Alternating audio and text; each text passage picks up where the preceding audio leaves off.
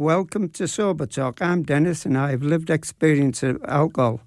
If you or anyone you know is struggling with alcohol, please call Alcoholics Anonymous on 1300 222222 or check out their website on aa.org.au.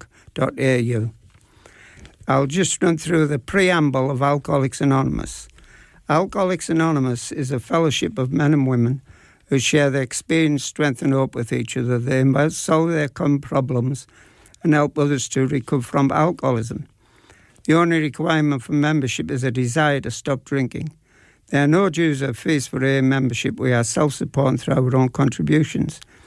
AA is not allied with any sect, denomination, politics, organisation or institution, does not wish to engage in any controversy, neither endorses or opposes any causes. Our primary purpose is to stay sober and help other alcoholics achieve sobriety. Yep. Hello, my name's Andy. I'm an alcoholic. I'm a member of AA. When I first started going to meetings, I'll talk about what it was like. I first sort of picked up a drink when I was approximately 5-6 years old. My father, who was a tradesman, would let his kids, I'm one of three, go and get a stubby, and if you go and get your old man a beer, you can have a swig. And I was the kind of kid that, I remember vividly my father just giving me not a hard smack across the head, but enough to go, oi, because I definitely swigged at it a little bit too hard, and there was a few gulps involved in that. I had my experience with drugs as well. I definitely had my first good drunk at 11 years old. Blind drunk with my brother's girlfriend. We were drinking cruises. It was Cougar and Coke at a commission flat in Melbourne City, Victoria, Australia. And it just progressed very quickly from there. I was expelled from 2 schools in high school. And by the age of 15, I was allowed to do an apprenticeship with carpentry, and I was definitely binge drinking every Friday and Saturday night, and doing anything to get away from reality. And it was... I eventually... stuffed up that carpentry apprenticeship after about 10 months, 12 months. So I had to go and work with my father, who was a bricklayer. And he said some very strong words that I hung on to for a very long time, and that was, men that work hard deserve to drink. And so I did my best to work as hard as I could. And I drank a lot, and I made a lot of very bad decisions. I still had a lot of other substances that were going on, but alcohol was definitely number one. And I would have been 18 years old, and had my first breakup. I wasn't 18 and a half. And I'd drunken so much that I swore that I wasn't going to drink for 40 days. And I ended up doing it. I went 40 days without a drink, and proved to everyone that I could beat alcohol. And of course, 40 days was nowhere near enough for someone who drank like I did. It took a little while to get back on it and get the taste back for it, but I was a very persistent person. So I kept going out there and giving it a nudge, and it ended up costing me a lot of relationships and a lot of friendships. And when you're ringing up members of your family 10:30 at night, blackout drunk, they don't really want to talk to you, and they're fully aware of the kind of nonsense that you're going to talk. So I staggered through life. Then my girlfriend, when I was about 24, at that stage I'd already had one DUI, drink driving. Lost my license for 13 months. During that time, I met up with a lady in Adelaide. I rekindled a relationship that I had with a lady that moved to Adelaide. And after 3 or 4 months of our renewed relationship, she announced she was pregnant. I was still catching the bus because I was unable to drive because of my DUI. I took it on the chin, something I was quite proud of, but at the same time, it's probably because I was too chicken to go to jail. And I remember sitting on the bus, because you lose your license for drink driving, so what do? You start drinking more. I remember sitting there on the bus and her being pregnant and me swearing that my daughter was going to see me drink. It never ended up happening. I moved over here to South Australia, and of course I controlled it as much as I could, and I had my mother, who was living over here as well, really doing her best to make sure that I kept my alcohol somewhat under control. And of course the devils and things that would come up through my anger, and I had somewhat control of it, but I didn't. And I remember my heavily pregnant girlfriend pulling me up once. I rolled over the next morning after I had a little binge, and I rolled over and I had no idea what the hell I did after about 8 o'clock at night. And I presume that the party rolled on because I woke up in bed, but my last recollection was sitting in my backyard. I rolled over and I said, "I'm sorry, honey." And she's like, "What are you sorry for?" Took her a couple of seconds to click. She said, "You can't remember a damn thing that happened, can you?" She's like, "You were blackout drunk." I had to admit it. And then a lot of other things seemed to compile. I was never very good at holding down a job. I'd make friends and only keep them around for a very short period of time. And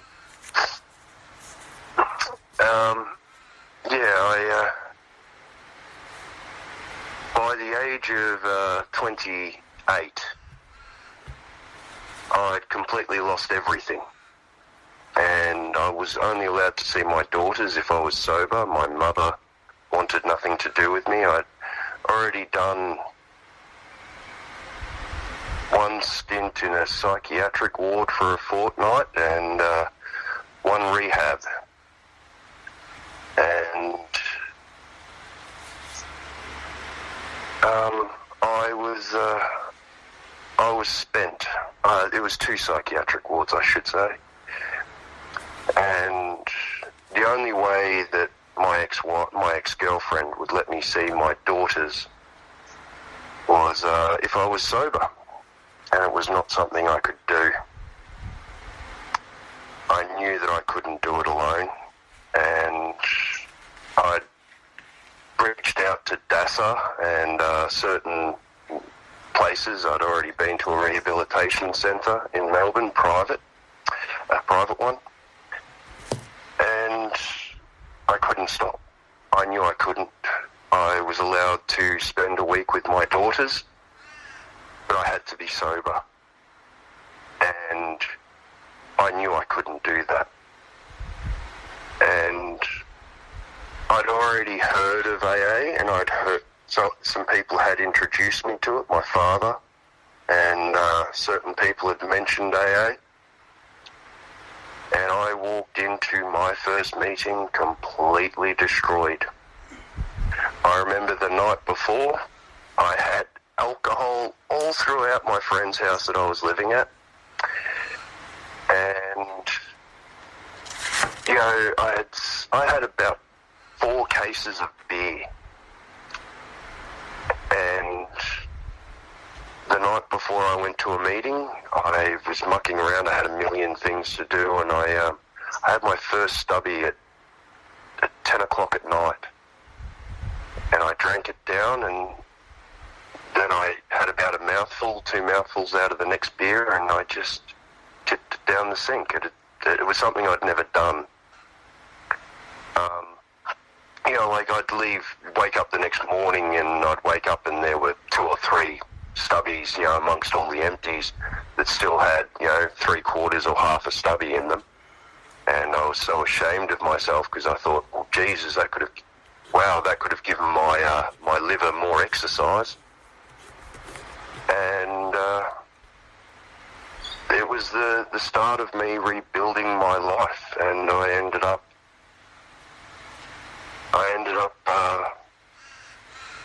very, very slowly rebuilding a relationship with the mother of my children, my 2 daughters. I have 2 daughters, and I got an okay job, and I had everything that I wanted, I believed. I had moments of serenity. I could sit at the house that I used to rent, and the gardens were maintained, the grass was mowed, the kids were playing on their swings, and they were just happy. And I was sitting there with a coffee and a cigarette, and she was my fiancée at the time.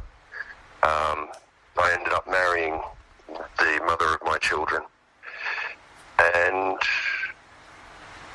I was content, and it was so alien to me. I'd never felt anything like that before. I wish I could tell you that's where the story stops, but I ended up becoming irritable and discontent, and I wanted more, and I stopped going to meetings, and I stopped talking with good, humble people, and I started to take on board things that I thought I was entitled to. So, you know, like you hear little cliches in the business worlds and the business forums of, if you hang around 9 successful people, you'll become the 10th, and my drive for money and things and my want for more got the better of me, and I completely lost what I thought was my core beliefs of my daughters, and doing what was right for the little, you know, for everyone. I just started to want more, and that ended up causing my divorce, and subsequently about a year and a half later, I ended up going out there and drinking again, and that was one of the worst mistakes I ever made, because you go out there and you start drinking after 7.5 years of being sober. You hear of all the weird and wonderful ways that people used to hide alcohol, and you end up doing it yourself. And all of those things that I built up over 7.5 years haunt me sometimes. The fact that I I was so discontented, and yet I still sit here today, and yes, I don't have much sobriety, but I did have a lot. Well, I had 7.5 years, and it all starts with one day. And it wasn't a rehab or a counsellor or, some university graduate or someone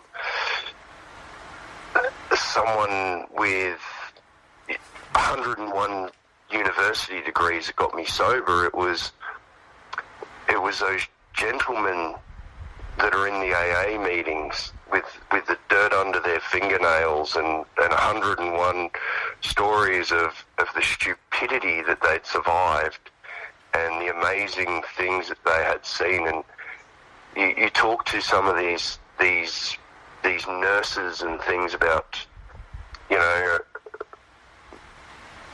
can't physically drink that. It would kill you. And I've been around enough people that drink, and you figure out that it's true, and you start torturing your body, and